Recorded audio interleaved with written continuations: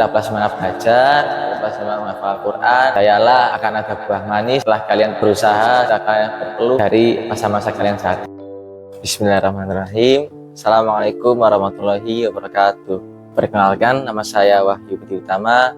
Saya biasa dipanggil Tama. Saya adalah alumni dari SMP dan SMA Insan Cendekia Mandiri Boarding School, alumni Angkatan 8. Kini saya berkuliah di Fakultas Kedokteran Gigi Universitas Airlangga semester 1. Saya adalah anak pertama dari 3 bersaudara.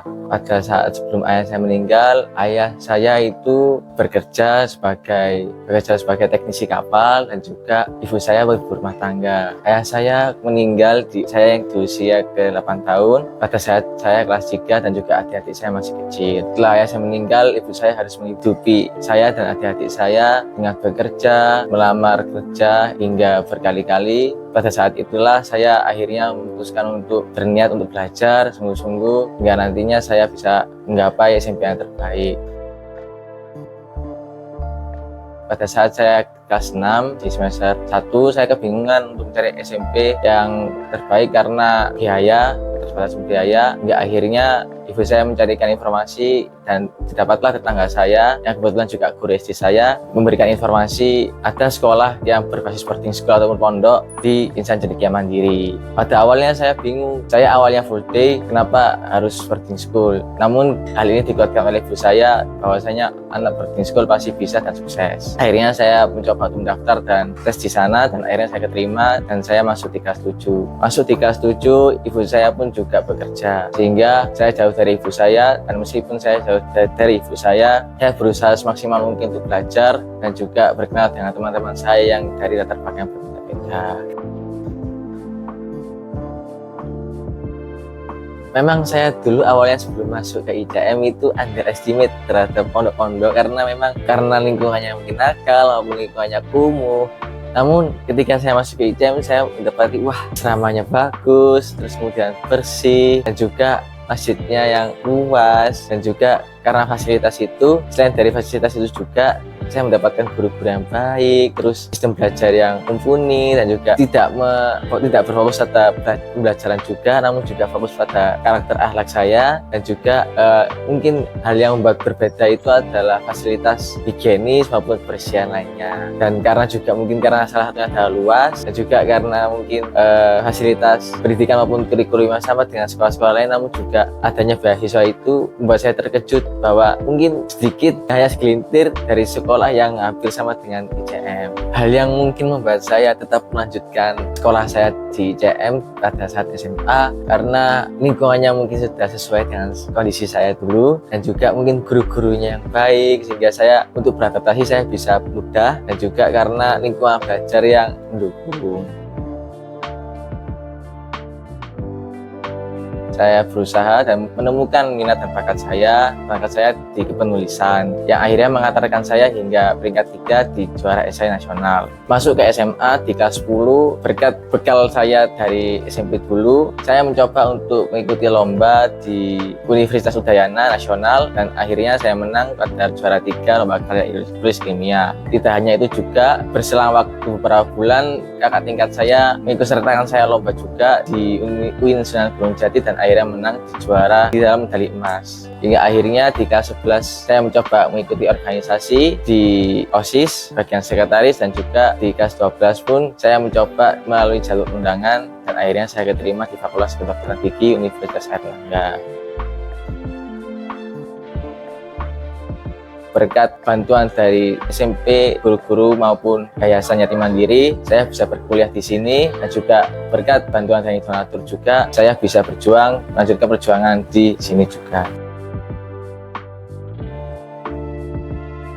Ayah saya dulu ketika hendak berlayar ke Singapura itu transit di Jakarta. Kemudian ibu saya itu sering menghubungi ayah saya ketika subuh hari. Namun pada saat hari Senin ketika itu saya masih ingat, ibu menghubungi ayah, namun ayah tidak bisa dihubungi. Dan pada akhirnya setelah 1 hari berselang, ibu saya dihubungi oleh teman ayah saya dan dikatakan kalau beliau meninggal karena serangan jantung. Dan itu pada saat subuh hari. Pada saat hari Seninnya ibu tidak bisa menghubungi. Akhirnya dibawa ke Surabaya yang pada saat itu dari Jakarta, dan akhirnya ibu saya shock.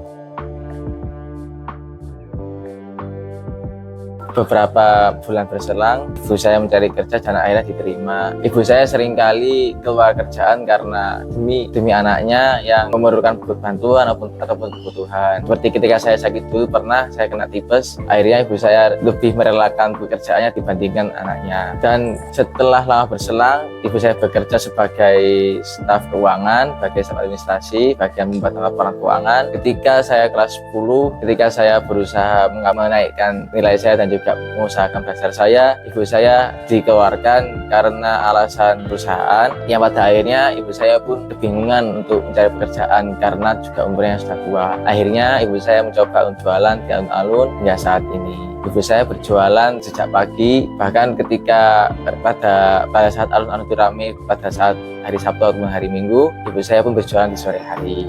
Ibu saya berjualan asongan dan biasanya berjualan roti, membeli roti dari tengkulak, dari produsen industri, dan juga menjual air putih kemasan dingin. Ikhtiar yang saya dan ibu saya lakuin adalah tidak lupa beribadah, dan kemudian ibu saya sering mengingatkan kalau kita perlu berbuat baik pada orang meskipun orang itu tidak baik terhadap kita, dan juga jangan lupa untuk selalu bersedekah. Ibu saya sering mengingatkan itu dimanapun kita berada. Yang mungkin itu adalah batu loncatan bagi saya untuk bisa keluar dari jalan yang mungkin untuk bisa keluar dari masa-masa saya dulu, dan juga dengan mungkin kebaikan kecil dari ibu saya juga saya bisa menggapai masa-masa saya saat ini.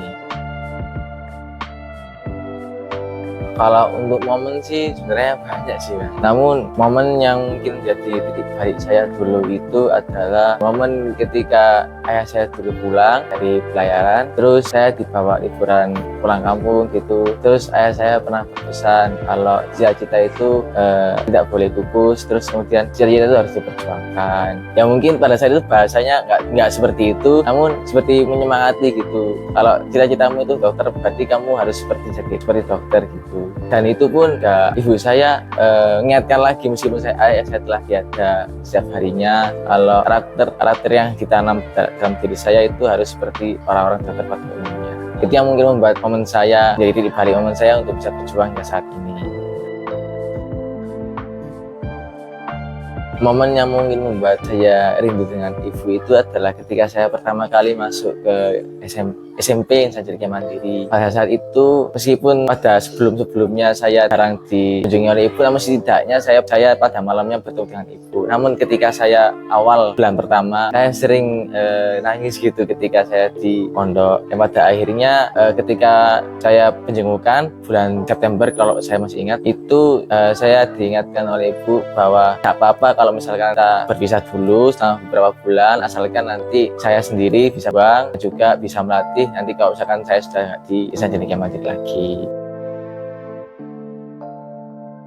Di kesan pesan saya selama saya di SMP maupun SMA Insan Cendekia Mandiri, dari sana saya belajar banyak hal, saya menemukan diri saya sesungguhnya, saya juga memahami arti bahwa aturan itu perlu dimaknai dan dihafal dan diresapi dalam kehidupan sehari-hari. Dan paksaan saya dulu itu karena saya ditarget dulu ketika saya waktu SMP bahwa saya harus 1 juz ketika 1 semester. Dan pada akhirnya saya mencoba, dari keterpaksaan itu saya mencoba untuk hafal, meskipun saya nggak seberapa hafal banget, dan juga saya mencoba mengerja di waktunya.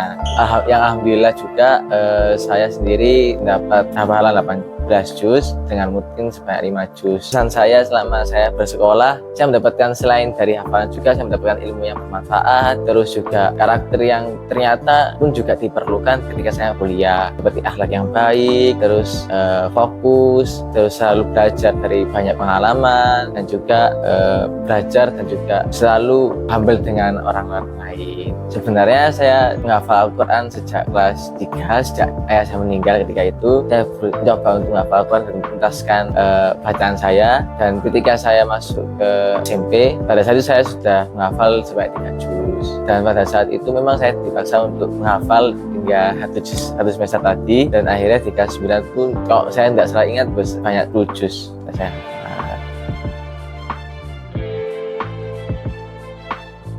motivasinya utamanya orang tua, Ustaz. Karena orang tua sudah banyak berkorban, maka saya juga malu kalau misal saya tidak memiliki apa-apa, saya nafkahkan. Kalaupun masalah urusan duniawi itu tidak dibawa ke akhirat juga, Ustaz. Jadi mungkin salah satunya adalah nafkahkan. Ya, selain untuk menghargai perjuangan orang tua, saya ingin memberikan mahkota kelak dari kiamat pada orang tua saya karena atas pencapaian harapan saya tadi. Pasca kehidupan saya sekolah di ICMBS dulu, itu memang sulit untuk mencoba menghafal dan juga murojaah. Namun dari ibu saya berpesan untuk bisa mengikuti unit kegiatan mahasiswa tahfidz dengan jadwal-jadwal yang tertentu selama 1 minggu, jadi saya bisa istiqomah meskipun tidak sesering istiqomah di CM.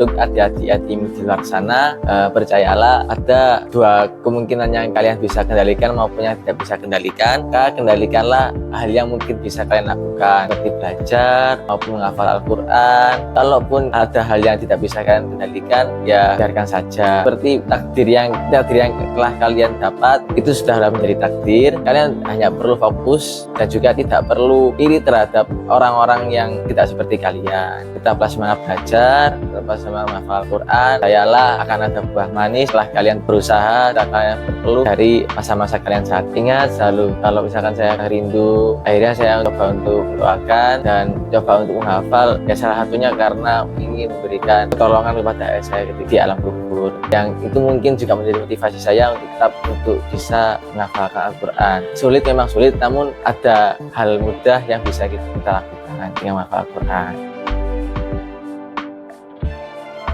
Untuk ibu saya mengucapkan terima kasih yang sebesar-besarnya karena dari awal saya masuk hingga saya masuk lagi di sini, dari awal saya masuk di CM hingga saya diterima di sini, telah mensupport banyak yang mungkin tidak bakal saya hitung jumlahnya. Dan juga saya mendoakan semoga ibu tetap selalu hadir menemani saya maupun adik-adik saya, dan juga semoga ibu saya selalu bisa kuat dan sehat selalu. Alhamdulillah, terima kasih saya ucapkan kepada seluruh pengurus yatim mandiri dan juga kepada seluruh donatur yang telah memberikan saya kesempatan untuk bisa bersekolah di SMP maupun SMA Insan Cendekia Mandiri dulu, hingga saya akhirnya bisa lulus dan diterima dan juga berkuliah di Kedokteran Gigi Universitas Airlangga, dan juga atas bimbingan guru-guru saya maupun bimbingan dari berbagai orang-orang yang telah membantu saya, hingga akhirnya saya bisa berjuang dan juga berkuliah hingga saat ini.